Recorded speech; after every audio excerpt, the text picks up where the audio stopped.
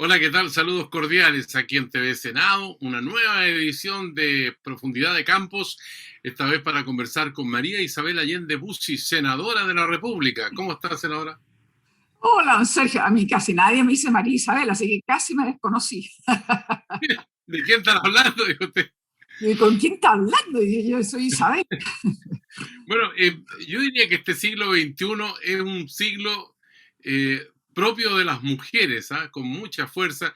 Usted ha sido presidenta del Senado, la primera mujer que ocupa esa responsabilidad que también tuvo su padre, es presidente de la Comisión Especial de Mujeres e Igualdad de Género, entre otras.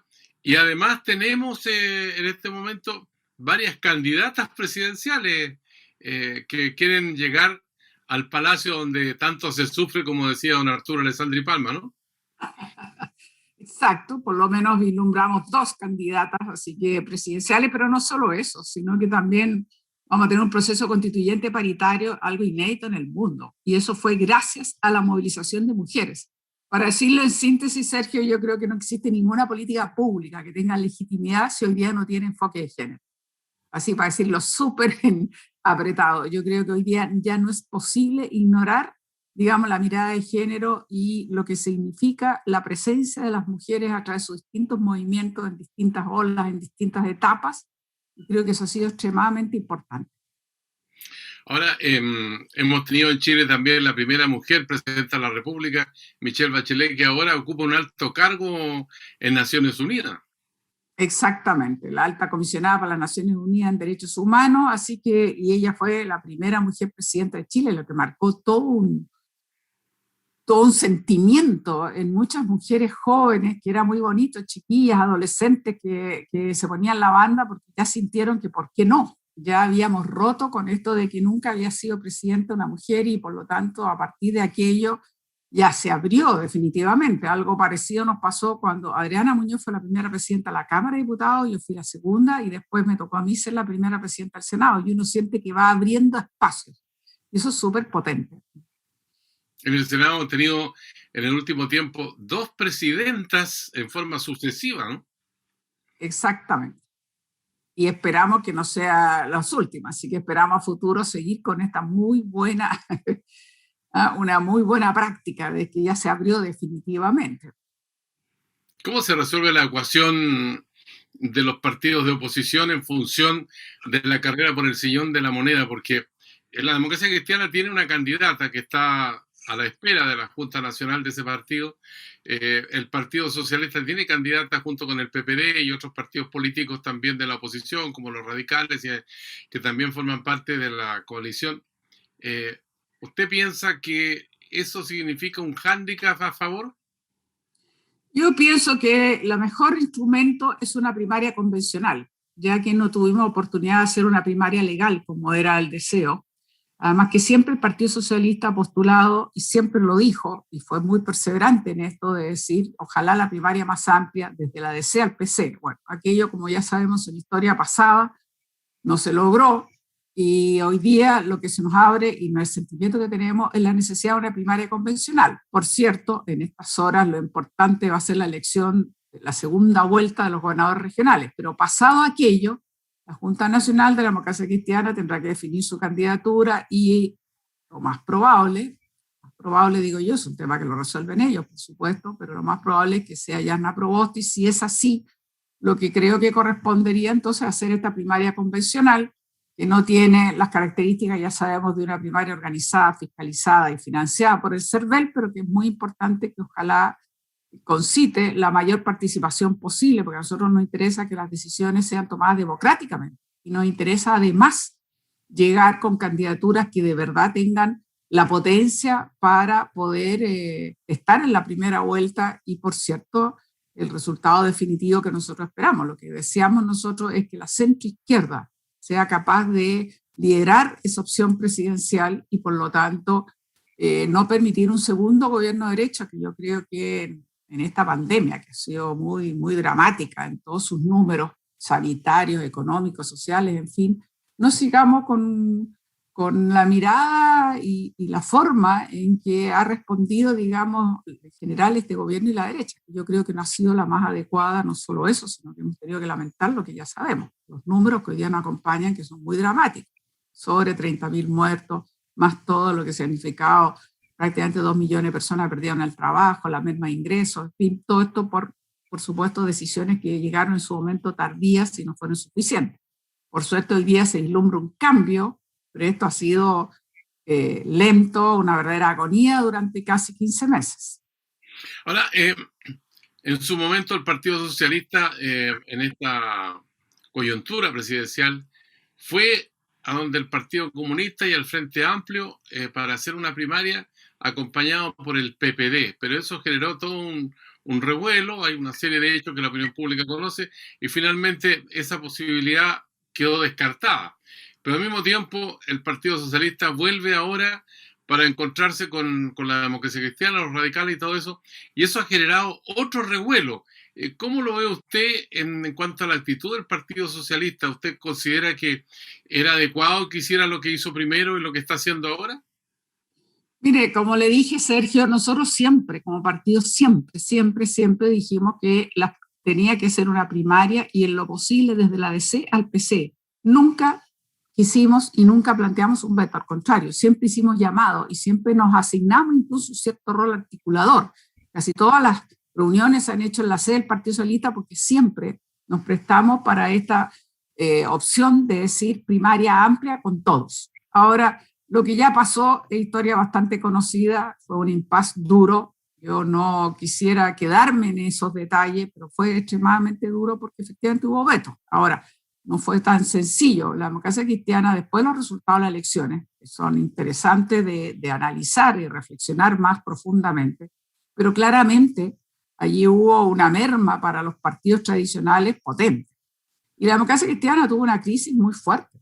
Y allí vino entonces toda una serie de acontecimientos, como digo, que ya es historia más bien pasada, y yo en eso prefiero quedarme, como dice Carmen Frey, para mirar al futuro. A partir de esa crisis que se generó en la democracia cristiana, bueno, nosotros la alternativa que vimos fue decir, muy bien, con el apoyo que recibió Paula Narváez, del PPD, del Nuevo Trato, de liberales, muy bien, podemos entonces entrar a la primaria legal que era con el Partido Comunista del Frente Amplio, pero hay un veto, una exclusión.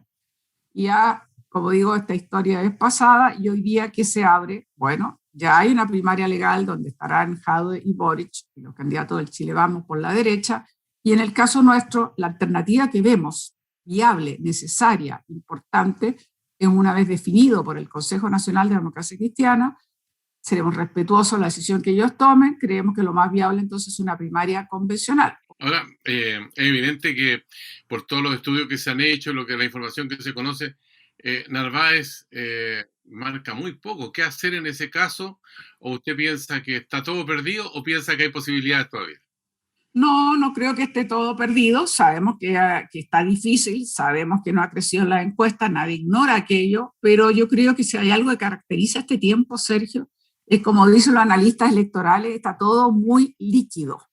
No hay claridad. Esto no habría ocurrido nunca en elecciones anteriores, presidenciales anteriores. Usted sabe perfectamente que los liderazgos ya estaban bastante más claros, sus posibilidades, digamos, y a pocos meses, llamémoslo así, para una elección presidencial, más o menos se perfilaba el liderazgo con resultados más o menos muy posibles. Hoy día todos reconocen que esto está muy líquido, como se dice, nada es cierto. Hoy día hay candidaturas o precandidatura o liderazgo que surgen, que bajan, que crecen, que decrecen, y por lo tanto yo creo que no está escrito, y nuestra posición como Partido Socialista unánime es trabajar con toda nuestra fuerza para que Paula pueda superar el bajo nivel de conocimiento y de adhesión que hoy día tiene y poder ser una candidata que realmente, con el apoyo importante, generoso que tiene del PPD, del Nuevo Trato, de los liberales, más todo lo que somos los socialistas, que estamos todos detrás de Paula Narváez, bueno, poder llegar a tener una primaria convencional donde podamos efectivamente tener lo que esperamos nosotros, el éxito en esa primaria. Senadora Isabel Allende, estos temas presidenciales o la elección de la constituyente, alcaldes, en fin, concejales, los gobernadores son hechos muy visibles a través de los medios de comunicación, pero hay uno, por ejemplo, que se ha discutido en el Senado que tiene poca visibilidad, pero tiene una tremenda importancia. Estoy hablando de la ley de glaciares. Digamos que el territorio antártico, para la audiencia que está en este momento en profundidad de campos, es tremendamente extenso, son 1.250.000 kilómetros cuadrados, en contraste con el territorio donde habitamos nosotros, que son 750.000 kilómetros cuadrados, o sea, prácticamente el doble. Por lo tanto, ahí hay una importancia esencial, que es la gran fuente de agua, que es uno de los elementos que ya está escaseando en el mundo, y por eso la discusión se está dando en un plano que quizás no tiene la visibilidad que debería tener. La ley de glaciares recientemente tuvo una propuesta de los senadores Girardi y Proboste que buscaba extender la prohibición de desarrollar cualquier tipo de actividad en glaciares, ya aprobada en la misma tramitación en relación con estos depósitos de hielo. Pero al mismo tiempo usted dijo respaldar el proyecto en general, pero advirtió que no se podía hacer cargo de los efectos secundarios que tendría esta determinación, y apuntó a que tras revisar la información expuesta por las empresas y también de los recursos hídricos disponibles en la zona, le impedían prohibir en lo inmediato la actividad en esos lugares. Estoy leyendo textualmente. ¿Cómo se le explica a la ciudadanía esto, ya que en redes sociales, usted seguramente fue testigo, ardió una tremenda polémica? ¿Hay presión de las empresas? ¿Qué pasa en el fondo? Yo creo, Sergio, lo que falta es realmente información y conocimiento. El senador Girardi me invitó a copatrocinar este proyecto, y junto con la senadora Jimena Órdenes somos los autores de este proyecto, que inició, como dije, el senador Girardi. ¿Qué es lo que contempla el proyecto? Una protección total a los glaciares, sobre todo los glaciares blancos, que son conocidos, que están en altas cumbres. Y por lo tanto nosotros suscribimos plenamente la protección de los glaciares. En el curso de la tramitación de este proyecto se avanzó muchísimo y se logró porque había muchas definiciones, la del glaciar, que queda completamente protegido, pero también venía lo que llamamos el ambiente periglaciar, que es el que rodea más bien al glaciar, y también está el permafrost, que es más bien esa capa de hielo que está más abajo, y que en algunos casos, en algunas regiones incluso, es agua solidificada, digamos, por temperaturas bajas, y que no necesariamente está vinculada a actividades. O sea, se encuentra en las calles de Punta Arenas en determinadas épocas, digamos, el permafrost, que no necesariamente está vinculado a reserva de agua. Bueno, ¿qué es lo que ha ocurrido? En la tramitación, que por cierto hizo la Comisión de Minería, que en lugar de 30 días se demoró casi 2 años, y yo no estaba en ese momento presente, pero se avanzó muchísimo. Y hoy día tenemos un proyecto, una moción que ha avanzado tanto, ahora tiene que continuar su tramitación en la Comisión de Medio Ambiente y después, por supuesto, ir a la sala. En orden a que como digo, y que yo estoy completamente de acuerdo, se protegen los glaciares. Y el ambiente periglaciar que rodea va a estar sometido a evaluaciones de impacto ambiental muy rigurosas, mucho más de las que normalmente ocurren. Por eso se habla de una evaluación o un sistema reforzado, robustecido, que significa con un monitoreo permanente. Si existe condiciones de afectación en el ambiente periglaciar, digamos, esto significa que tiene que tomarse medidas de mitigación, de reparación, al punto que en 18 meses, si esto no se cumple, se puede suspender la faena. Entonces aquí es lo más importante, porque esto no existe en otras partes. Nos hemos dotado de un instrumento en el cual ya no solo se protege el glaciar en su parte más alta, sino que el ambiente periglaciar sometido a un sistema de evaluación reforzado. Así que yo estoy en eso completamente de acuerdo. Lo que sí sucedió es que se presentó una indicación por parte de los senadores Girardi y Proboste, que ahí sí es complejo, porque aún considerando que este sistema de evaluación reforzado va a ser muy importante para proteger, e incluso algo que no existe, Sergio, retroactivo, porque hoy día ya tenemos actividades como mineras, por ejemplo, que están funcionando, e incluso se somete a evaluaciones a actividades que hoy día están en este sistema robustecido. Entonces, ¿qué es lo que pasa? Que la provisión en la indicación era total. total. Entonces, yo en eso sí no puedo estar de acuerdo, porque hay una cosa que yo tengo claro: los glaciares no se tocan. Lo que usted tiene que tocar es la minería. ¿En qué sentido? Que tiene que ir cambiando a través de distintas tecnologías, de tal manera que no afecte efectivamente nuestros glaciares, y de tal manera que poco a poco vaya constituyéndose no en rajos abiertos, sino que más bien subterránea, y donde usted tenga que cumplir rigurosamente todas las medidas de mitigación y de adaptación para no generar justamente un tema a los glaciares, porque obviamente el agua es un recurso, nuestro recurso, que cada día va a ser más escaso y es un derecho humano fundamental. Entonces aquí ha habido un error, porque lo que yo no estuve de acuerdo fue con la indicación que prohibía todo tipo de actividad total. Dejaba solamente posible la base de investigación, pero en cambio sí estamos de acuerdo, y así lo expresó incluso el senador Girardi, que hemos avanzado a la legislación más moderna en este aspecto, que protege realmente los glaciares, pero que tenemos que compatibilizarla con un sistema de evaluación que revise las actuales y futuras actividades mineras en zonas altas, digamos, de alta cordillera, donde efectivamente hay glaciares y donde hay que proteger no solo los glaciares, sino que también el ambiente periglaciar, evitando que efectivamente afectemos el recurso hídrico. Ahora, esto tiene que pasar a la Comisión de Medio Ambiente. Yo soy titular de la Comisión de Medio Ambiente, por lo tanto seguiremos bregando para generar los estándares más altos de protección, pero al mismo tiempo entender que no puede significar una prohibición total, porque usted tiene hoy día, claro, yo no tengo que defender a ninguna compañía en particular, pero tengo claro que tenemos hoy día,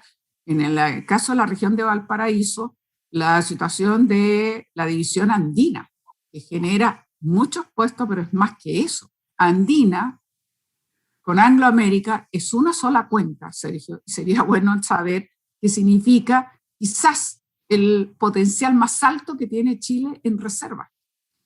Y por lo tanto se calcula que puede durar hasta unos 100 años. Y por lo tanto no creo que como país va a prescindir eso. Sí creo que usted cambia la minería y tiene que irla, como dije, transformando una minería que de verdad sea una minería verde, trabaje de manera sustentable, que no ocupe recursos frescos de agua, que no afecte a los glaciares, que protejamos el recurso hídrico, que incluso ya sabe perfectamente que se están usando tecnologías como agua desalada y otras más que permiten mejorar la condición en que usted trabaja en la minería. En resumen, usted al glaciar no lo toca, usted a la minería sí le pide, digamos, transformaciones tecnológicas, y esa es mi posición. Entonces yo creo que cuando la gente se queda con una frase y no entiende o no sabe o no conoce, quizás con esta explicación pueda asumir de lo que yo estoy haciendo es: protejo los glaciares, quiero proteger los glaciares, quiero proteger el ambiente periglaciar, quiero proteger el recurso hídrico cada día más escaso. Soy parte de la Comisión de Recursos Hídricos,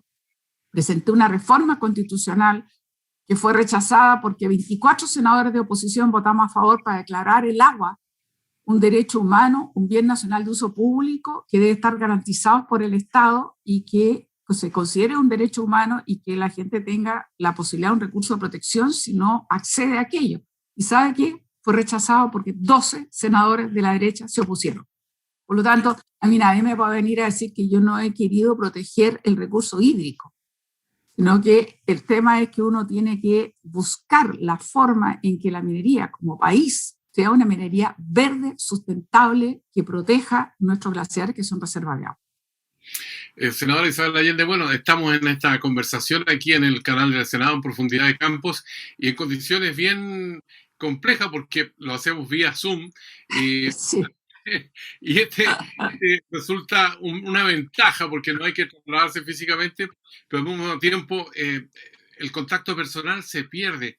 En una línea antes de hacer la pausa, ¿eso le ha creado mucho problema a usted, no ver a los familiares, de no conversar directamente con los senadores, con las senadoras ahí en el Congreso, con otros parlamentarios?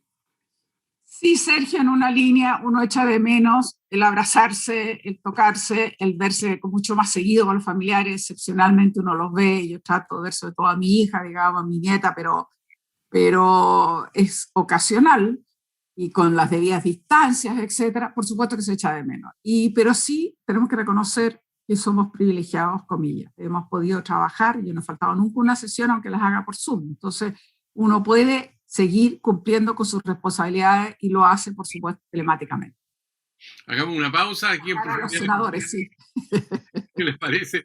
Y seguimos conversando vía telemática aquí en Profundidad de Campos en el canal del Senado de la República de Chile.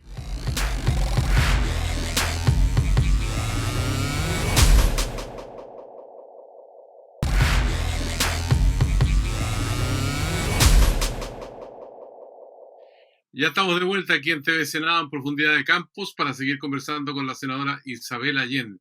Senadora, bueno, hablábamos recién de estas dificultades o ventajas para comunicarse por Internet.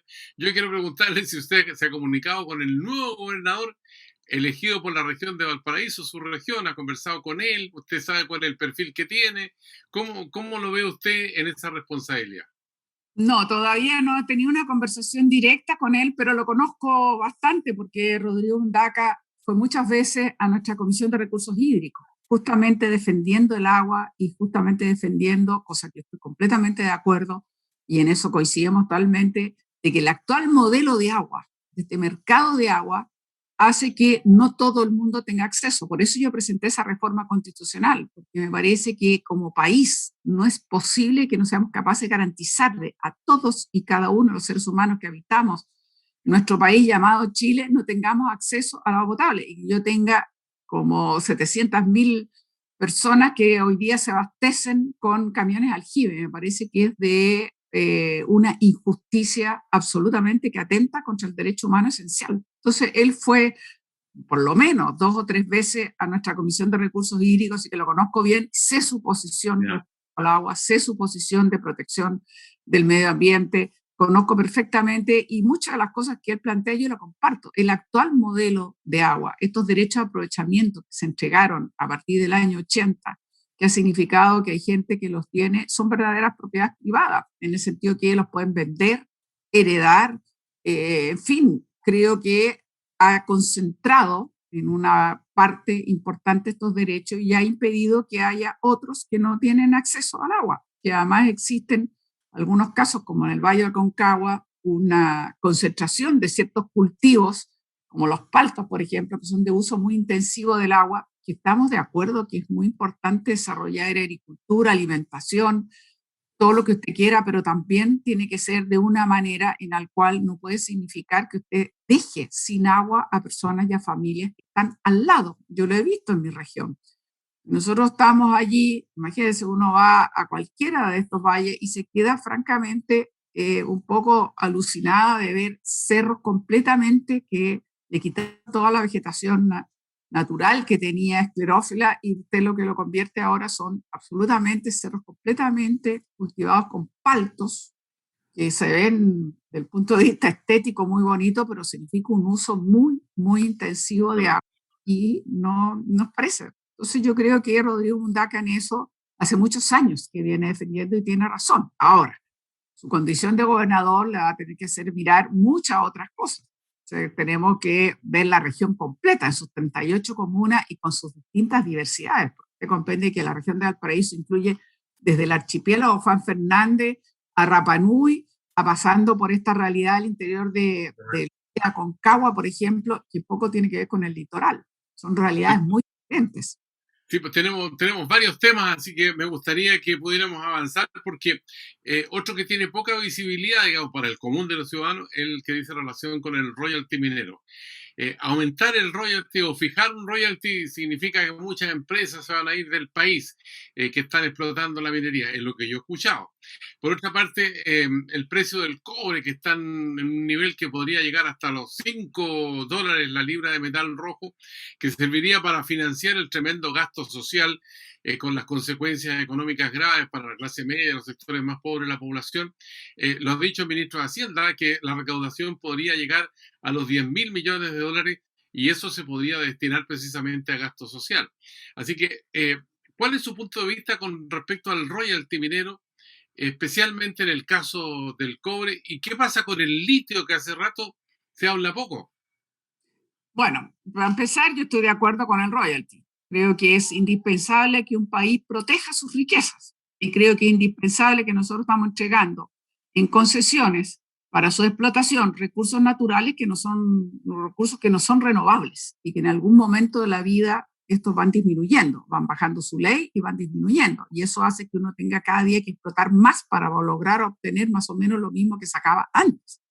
Y esto obviamente que tiene consecuencias. Y por lo tanto hoy día lo que tenemos más bien es un impuesto específico a la minería, que en realidad no está, digamos, tributando todo lo que se esperaba y que no ha resultado ser de las cifras que se esperaba, que fuera mucho mayor y con mayor impacto incluso regional y también con temas de compensación para las regiones donde se hace esa explotación y también con temas de aporte a la innovación, a las mayores tecnologías, eso no ha resultado. Yo estoy de acuerdo con un royalty. Ahora, lo que sí creo que hay que estudiar bien es que el royalty, que es el principio que se aplica, que estamos de acuerdo, lo que no puede ser es que se sume al ya impuesto a la minería. Pero tampoco estoy de acuerdo con esa frase que usted partió diciendo, Sergio, cuando dijo que yo he escuchado, porque se ha dicho tantas veces campaña del terror. Cuando hicimos la ley de divorcio dijimos que se iba a terminar la familia. Cuando hicimos así sucesivamente, hemos sufrido muchas veces campaña de terror. Yo creo que no se trata de eso. Se trata de aplicar una política justa, necesaria, que como país tenemos el derecho a preservar nuestros recursos y aquellos que le entregamos para su explotación tengan que pagar por lo que están haciendo, por lo que venden, por lo que ganan y por ese recurso. Es la misma mirada que tuvo Salvador Allende cuando históricamente nacionalizó el cobre, planteó lucha que dio por muchos años, que recién se vino a concretar el año 71, y que ha significado que hoy día tenemos a la empresa individual más grande del mundo que nos entrega este recurso que sirve justamente para las políticas sociales. Ahora, la campaña del terror, ¿de dónde viene? La campaña del terror viene de las mismas empresas y de la derecha, que siempre tiene esta mirada de que se nos van a ir las inversiones o se nos va a acabar esto. Lo dijeron cuando hicimos reformas tributarias en el gobierno de Bachelet, lo han dicho muchas veces. No es ninguna novedad, digamos, pero yo creo que es absurdo. Usted lo que tiene que hacer es una ley que sea aprobada, que tenga mirada muy transversal y que signifique generar más recursos para el país, que le sirva justamente para un momento, pero no solo ahora, que es un momento muy, muy dramático, como hacíamos de la pandemia, sino que también para el mediano y largo plazo. Este es un país que tiene que recuperarse económicamente. Hoy día estamos mucho más pobres de lo que éramos antes. Pero podría haber plata con el royalty al litio, por ejemplo. ¿Qué dice usted? Lo que pasa es que no es comparable, por eso estoy de acuerdo con el royalty, pero estoy de acuerdo que lo veamos cada uno en lo que es. El litio no es comparable con el cobre en términos de su valor, su cuantía.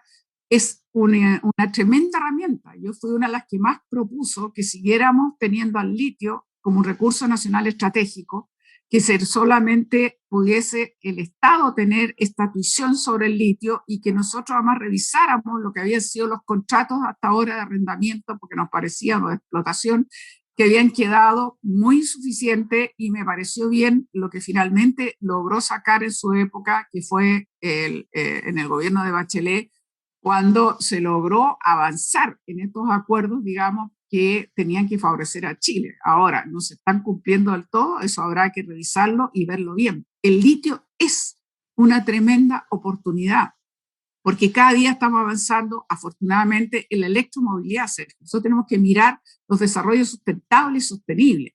Y nosotros no podemos seguir ocupando, por supuesto, los derivados del petróleo, como el diésel y otros, y tenemos que avanzar a la electromovilidad. ¿Qué significa eso? Autos eléctricos, que van a ocupar baterías, por supuesto, y hay mucho el litio y el cobre. Por lo tanto, como país somos privilegiados. No podemos seguir solamente explotando carbono de litio, sino que lo que queremos es avanzar a baterías.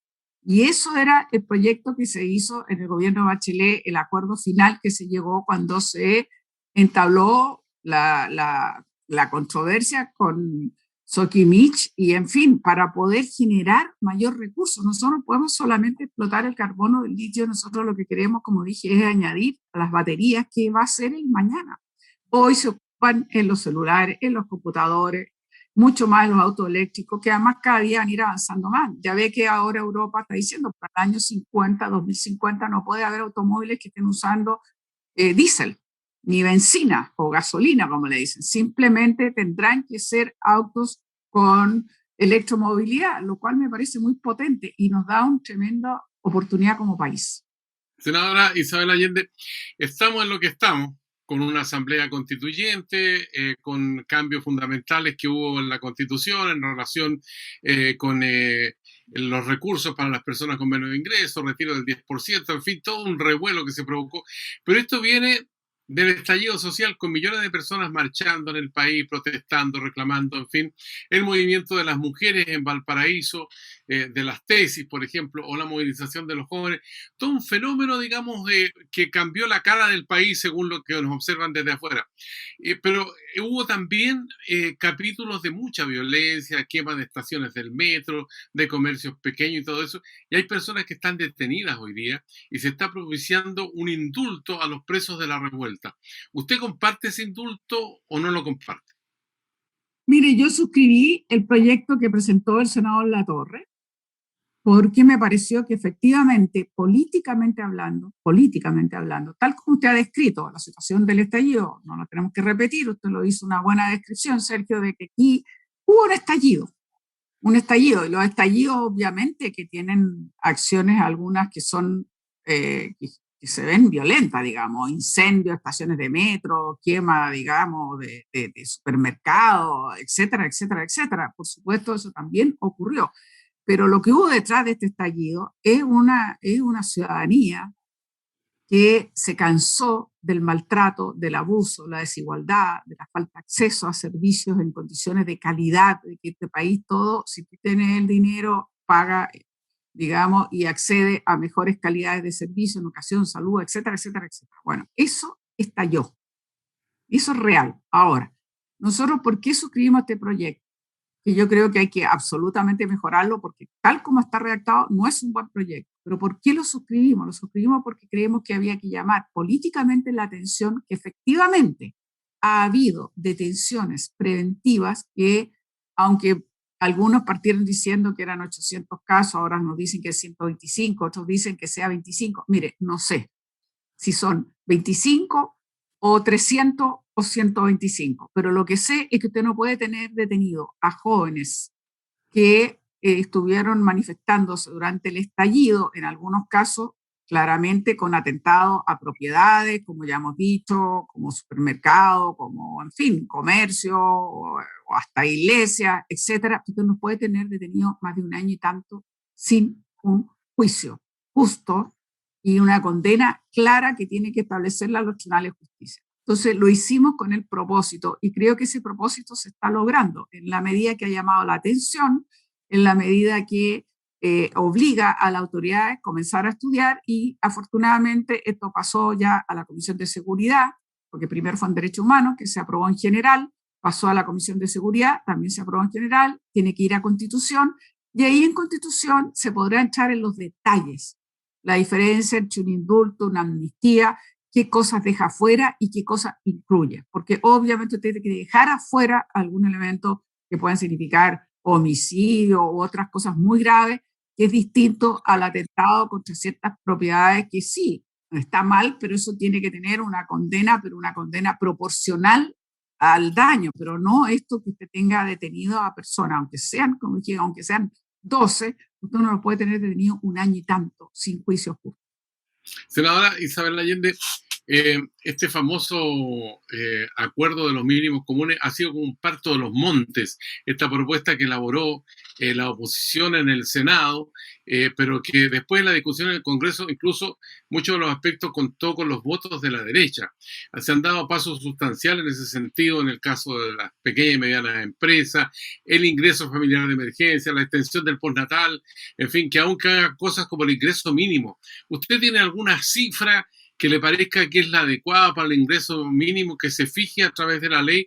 Y bueno, la agenda legislativa está muy cargada. ¿Cuáles son los aspectos más relevantes y lo que habría que darle prioridad en lo que queda de este año ya? Porque ya estamos cruzando la mitad del año precisamente.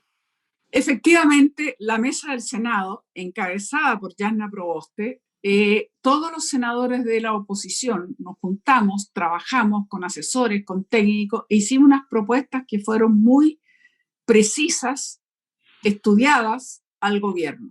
Finalmente, llegaron las respuestas, se tardaron bastante, hubo que hacer presión, señalar de que el gobierno no estaba entregando las respuestas que habíamos pedido sobre los mínimos comunes. Y creo que fue extraordinariamente importante, porque lo primero fue hablar de la necesidad de garantizar un ingreso de emergencia. Y se llama ingreso de emergencia porque esto no va a ser permanente. Esto tiene que durar. Nosotros propusimos hasta septiembre, la respuesta inicial del gobierno hasta agosto, hemos logrado de que llegue por lo menos hasta septiembre y por supuesto se modificó sustantivamente en el sentido de lo que se le puede entregar a la familia. Hoy día una familia de 3 componentes puede tener un ingreso de emergencia, reiteramos, de 400.000 pesos y de 4 de 500.000 pesos. Esta ya es una suma bastante más razonable que se acerca más, por supuesto, a lo que nosotros habíamos solicitado, aunque la propuesta de nuestra mesa de los senadores de oposición fue decir de que además de la línea de pobreza, nosotros teníamos que generar un ingreso suficiente que permitiera resolver deudas, compromisos, pagos financieros, en fin, que las familias tienen. Lo que logramos fue lo que hemos señalado en esta cantidad. Esto es un cambio que hemos logrado porque hace más de un año que nosotros veníamos hablando de la necesidad de un ingreso de emergencia, pero en una cantidad que permitiera con dignidad sobrellevar la crisis, cosa que el gobierno nunca quiso, nunca aceptó, y siempre tuvimos este bono de 50.000, después los IFE de 65.000, el IFE 1, 2, 3, hasta que finalmente el gobierno se allana y hoy día toma, que hemos aprobado, por supuesto, por unanimidad, este ingreso de emergencia que, como repito, va a llegar a 500.000 para una familia de 4 personas. Esto es universal y esto por primera vez entonces se aplica en estas cantidades y nos parece que es un tremendo logro comparado con lo que inicialmente había propuesto el gobierno. Y por otro lado, cosa que es muy importante, en paralelo nosotros hicimos una serie de propuestas que tenían que ver con las pymes, que era otra de las grandes preocupaciones. Y respecto a las pymes, lo que hemos propuesto son muchas cosas. Por un lado, había un tema tributario, pero por otro lado también cómo ir en ayuda más directa. Y aquí también hemos conseguido, gracias al esfuerzo que hicimos como oposición, pero sobre todo el apoyo y el acompañamiento de los gremios, que estaban muy escépticos, golpeados, han sufrido un verdadero calvario estos 15 meses. Finalmente, los gremios, hablo de las pymes, de las MIPYMES, finalmente conseguimos logros extraordinariamente importantes. Y esto ha sido gracias, como digo, a la persistencia de insistirle al gobierno. El planteamiento original del gobierno llegaba a un apoyo a $1.000 millones. Hemos logrado que llegue a 3.300 millones de dólares. Con esto estamos dándole un bono de alivio, estamos generando un instrumento que les permita a ella recuperar el IVA acumulado, contemplar rubros que estaban completamente en el suelo, como son la gastronomía, salones de belleza, transporte escolar, una serie de actores que hoy día de la cultura, que estaban completamente, de las artes, que estaban completamente fuera, que van a poder efectivamente recibir este apoyo. Por lo tanto, creemos que hemos dado un paso sustantivo. También otras medidas tributarias que sería largo detallar, pero que en definitiva todas apuntan a poder darle a las pymes una ayuda directa, como decía Fantuzzi, como decía Janina Figueroa, a la vena, en lo que necesitan liquidez. Lo que ellos quieren es levantarse, poder trabajar o seguir trabajando, no seguir cerrando como ha ocurrido en Valparaíso, con lugares incluso muy icónicos en el mundo conocido, digamos. Senadora, ¿tiene una cifra en mente para el ingreso familiar de emergencia? Bueno, nosotros acabamos de aprobar hasta estos 500.000. Así que creemos, yo hubiese preferido la cifra que habían entregado nuestras candidatas en su momento, tanto Paola Narváez como Jimena Rincón, pero bueno, que era 604.000 pesos. ¿Por qué? Porque la propuesta nuestra de los mínimos comunes también llegaba a 600.000, porque como le dije, Sergio, a la línea de pobreza se le suma un 30% adicional. Eso no se logró, pero se logró llegar a 500.000. Entonces hemos superado. Usted sabe que antes la propuesta del gobierno era mucho más baja que eso. ¿Y para el mínimo qué piensa usted? Bueno, ahí vamos a tener que ver, recién están empezando, ni siquiera hemos podido tramitarlo porque tuvimos un intenso trabajo esta semana que concluyó, digamos, para poder sacar lo que decía las pymes, el tema tributario, los apoyos, los bonos, lo que hemos hablado del IFE, llamémoslo así, este ingreso de emergencia, así que nos falta el ingreso mínimo. Tenemos que verlo todavía, no lo hemos tratado en detalle, hay que verlo con calma y ver bien. La CUT ha señalado 500.000 como una suma, no lo sé cómo vamos a lograr que el gobierno entienda que estamos hablando de una situación extraordinariamente excepcional, donde ha habido una gravedad en términos de pérdida del empleo, de ingreso, de merma, que necesitamos responderle a todas esas personas que lo necesitan. 337.000 pesos está hablando el gobierno. Sí. Bueno, oye, se nos pasó volando el tiempo, senadora Isabel Allende, llegamos al final. Y bueno, esperamos que tenga un buen trabajo legislativo, que se cuide con su familia y que, bueno, el internet siempre hay que apurarlo para que nos den una buena señal, porque aquí en la zona central tenemos conectividad más o menos buena, pero en las regiones extremas la cosa anda bastante mal. Incluso el accidente que ocurrió hace poco allá en el norte, no tenían internet ahí en la región de Atacama, en el kilómetro 1033 no había internet, una carretera para allá, otra para acá, 2 pistas, en fin. Tenemos ahí varios problemas que vamos a seguir conversando seguramente en el transcurso del año con usted, senadora Isabel Allende, que le agradecemos la gentileza que ha tenido de dar parte de su tiempo que ocupa en la legislatura para conversar con nosotros en el canal del Senado. Muchas gracias, Sergio, encantada, así que con mucho gusto cuando quiera. Ya pues, será hasta la vista. Hasta la vista, a cuidarse.